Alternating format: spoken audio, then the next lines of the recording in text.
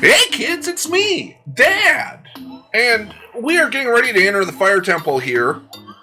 This has been sitting on my agenda for a little bit. And yes, there are spoilers coming up here. I'm trying something different here, which is I played through the fire temple completely, and now I am talking. I have to admit, this entire experience, I like having dungeons back. And that's really what these temples are within the grander scheme of Tears of the Kingdom. And it is a lot of fun to figure this stuff out. Oh, God. I am so bad at jumping. Why am I so bad at jumping? There we go. Death number 1. Even though that wasn't a death, it just cost me 2 hearts.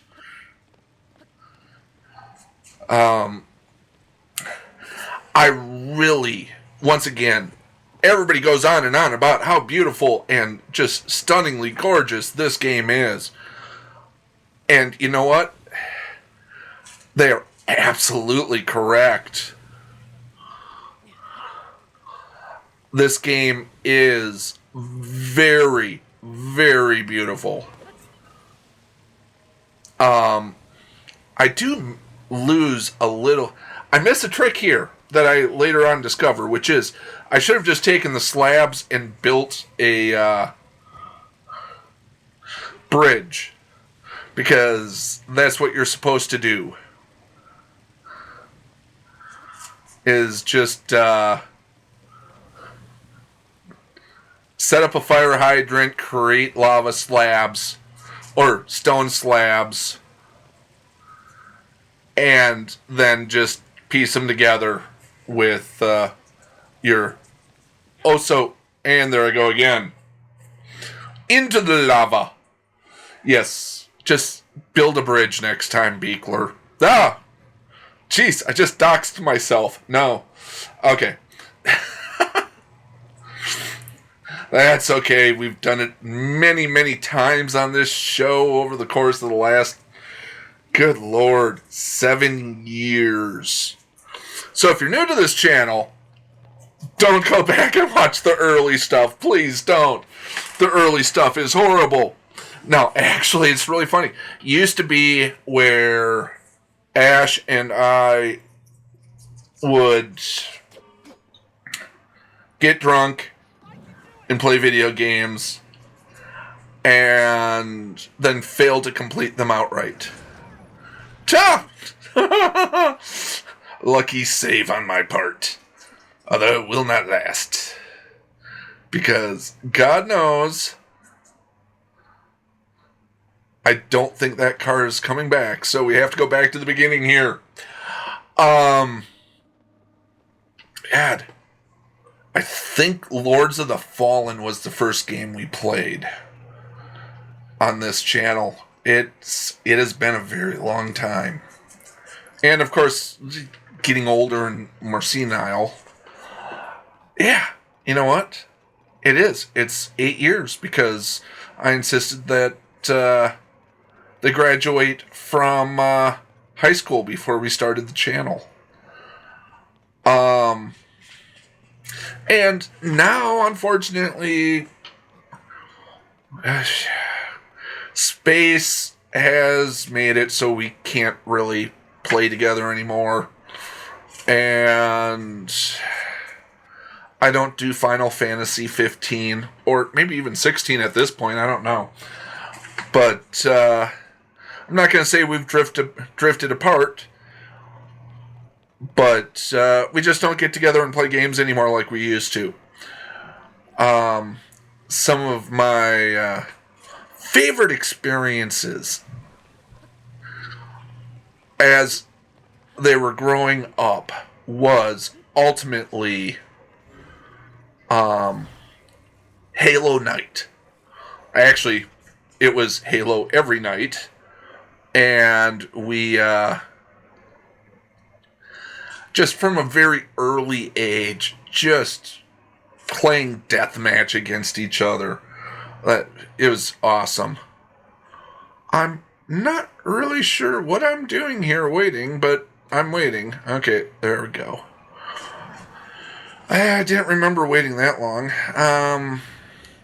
Oh, I'm gonna take this around the bend again, just because I can. Got a spare minecart there, just in case. But, and maybe that'll come back. Who knows? Actually, I do. I've already played this. But yeah, altogether,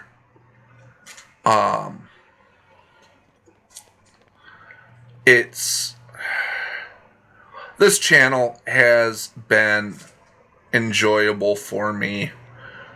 I'm very much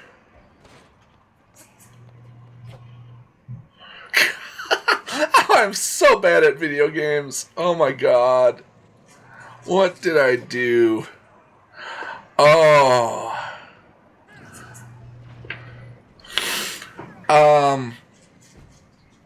I have actually been playing video games since 1980, when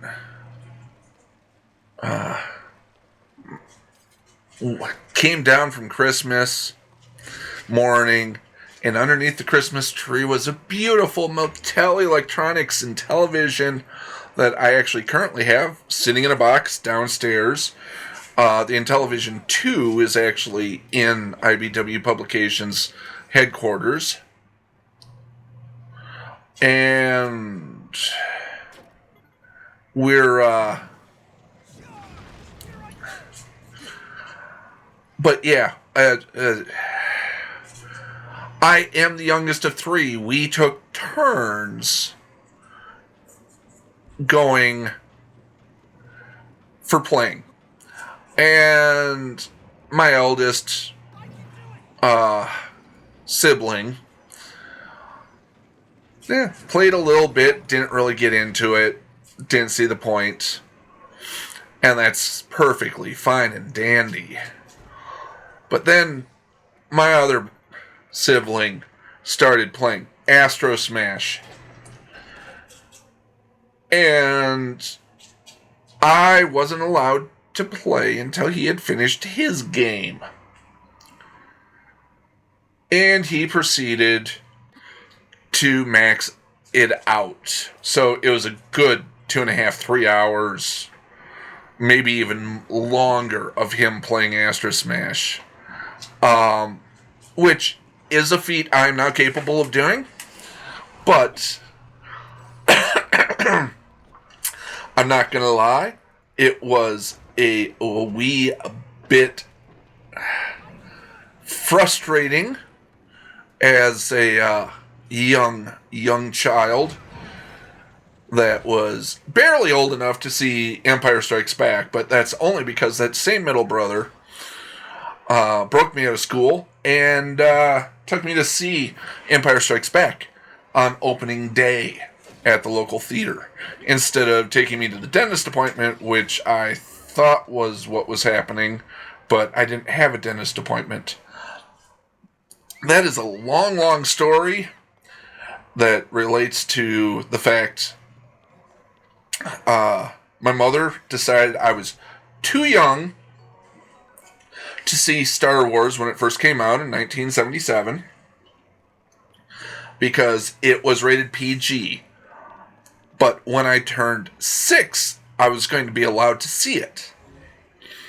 Shortly after turning the age of 6, we moved to Snow Place, the Twin Cities. And guess what was no longer showing in the Twin Cities theaters when we moved down here? Yeah, that's right. Star Wars. It was still where we were, or where we had been, but not down here, because you move from small town to big town.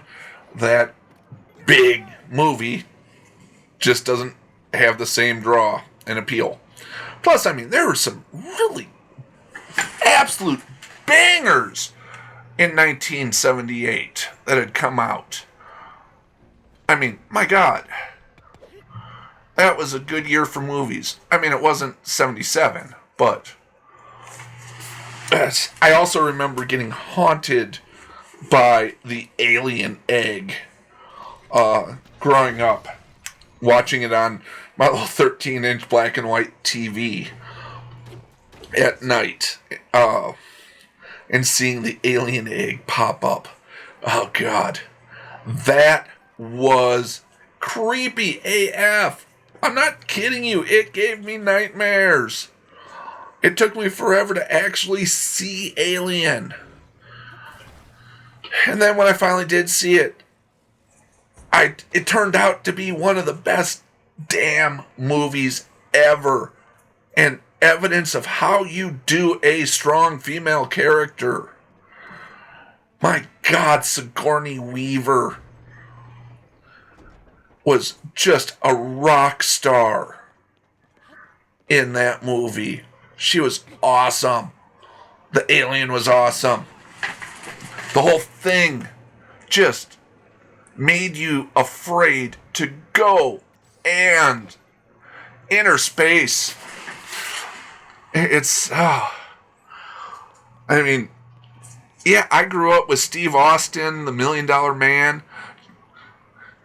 The Bionic Woman, who ironically cost less to make because they made her parts smaller. Oh, 70s technology was so bass-ackwards. They just didn't get it.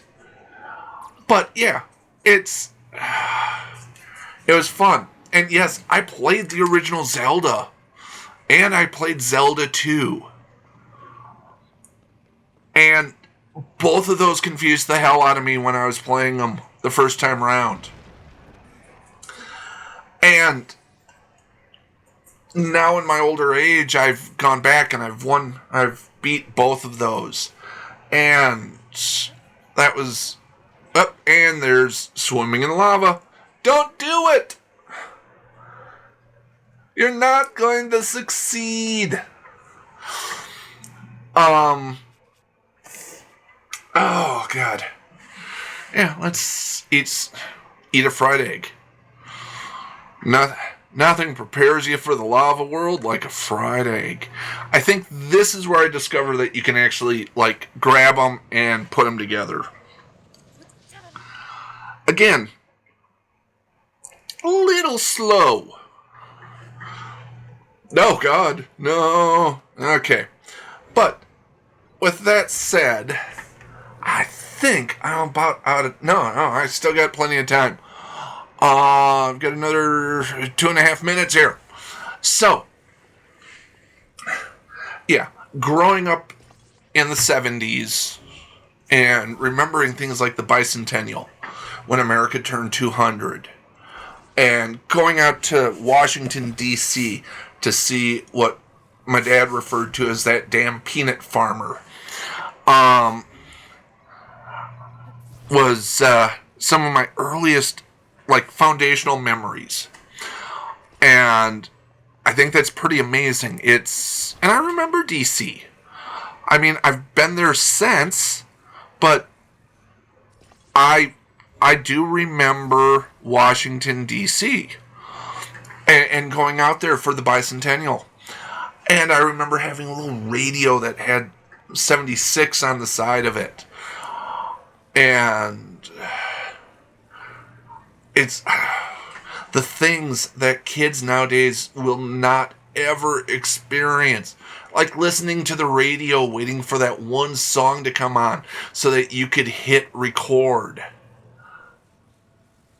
And get just an absolute horrendous version of the song via or on cassette tape. I remember wondering.